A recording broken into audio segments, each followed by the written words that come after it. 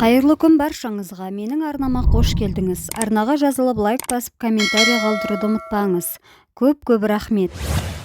Бақираның болжауы. Арада бірнеше жыл сырғып өтті. Мұхамбет кәмелет жасына жетті. Ол кезде Әбутәліп Шам шаһарына керуен жүргізіп сауда қылатын.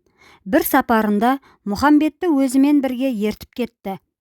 Мекке мен Шамның ортасындағы керуен жолда Бақира деген діндар шатыр тігіп жататын. Ол Інжілдің құпия сырларына қанық еді. Соңғы пайғамбардың белгілерін білетін. Енді оның дүниеге шығатын уақытын болжап отырған. Жол бойына үй салып, оны күтіп жатқанына 20 жылдан асып кетті. Ол күн сайын жолдан өткендерге назар салып бақылап отыратын. Бірде Меккеден келе жатқан керуенді көрді. Бір шөкім ақ бұлт оларға саясын түсіріп қалмай ілесіп келеді. Ол мұны пайғамбарлықтың нышаны деп түйді. Шаршаған керуен басы түйелерді шалдырып, сол жерге аялдады.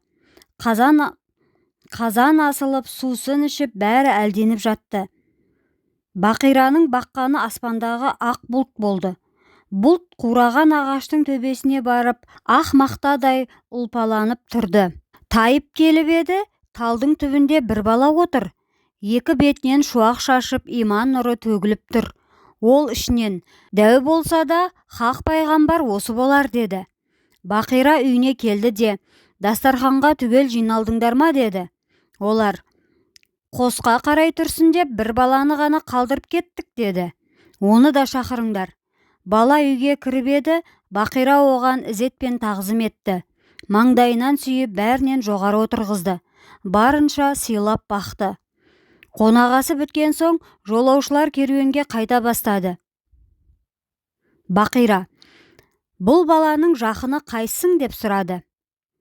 Мен деді Әбутәліп, саған айтар құпия сырым бар.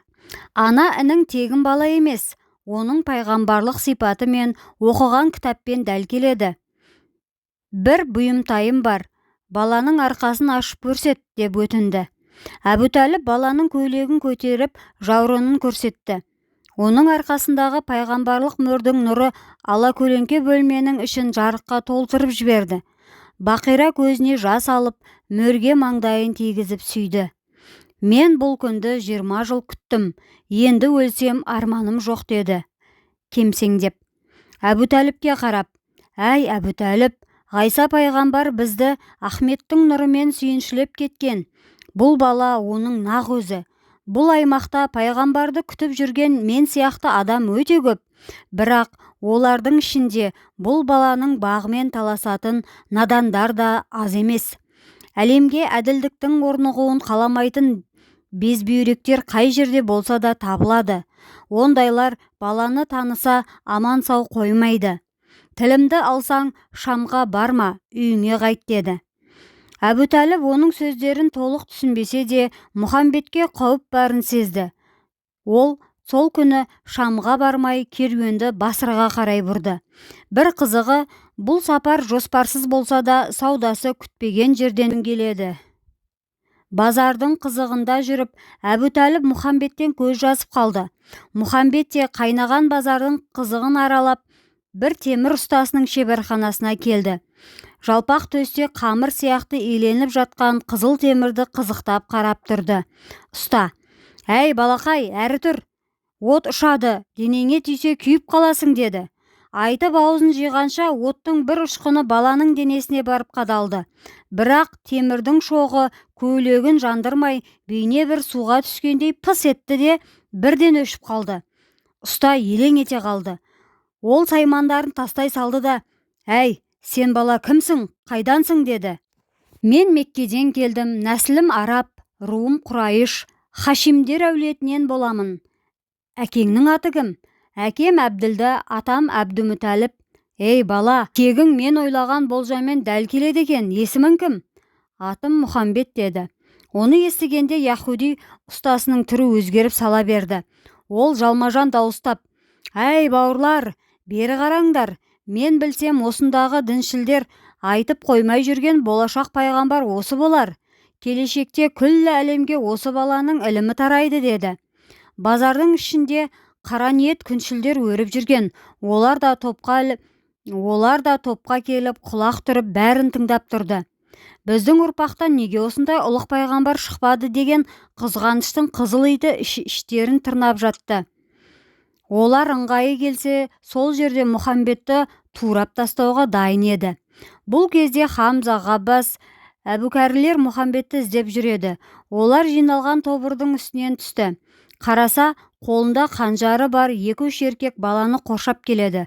Хамза қылышын суырған бойда топты бұзып жарып кірді де Мұхамбетті жұлып алды. Залымдар дереу теріс айналып топқа сіңіп жоғалды. Әбутәліпке бұл оқиға сабақ болды. Бұдан кейін ол Мұхамбетті алыс сапарға алып шықпайтын болды. Арада тағы біраз жыл өтті. Мұхамбеттің жасы 25-ке жетті. Бойы өсіп, сымдай тартылған сымбатты жігіт болды. Ақыл парасаты толысып, адалдықпен аты шықты.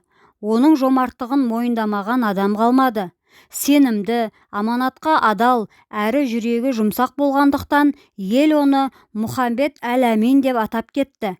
Бұл кезде Әбутәліп қартайып, мал дүниесі кеміп қалған еді.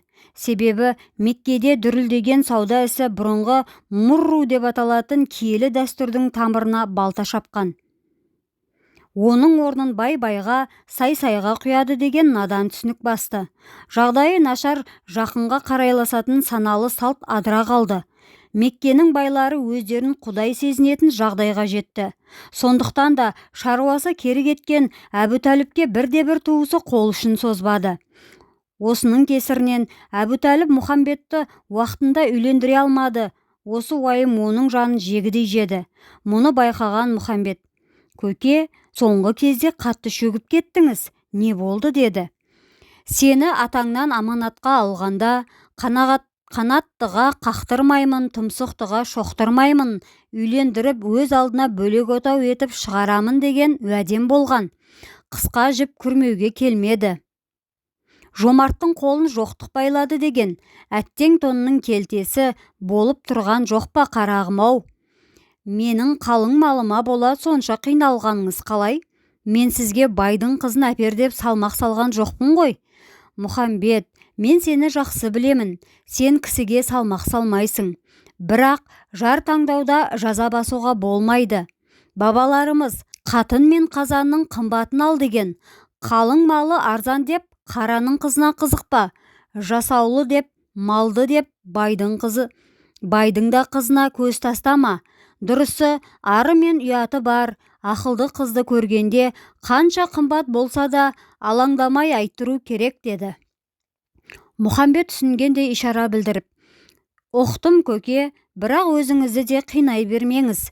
Үйленіп, үй саламын деген адамға Алла өзі көмектесемін деген уәдесі бар. Құдай қаласа маған да бір қалыңдық табылар» деді. Назарларыңызға көп рахмет. Оқыған Перизат Әділқызы. Арнаны қолдап, подписаться батырмасын басып, тіркеліп кетіңіздер. Алда қызықты әңгімелер күтіп тұр. Көп рахмет.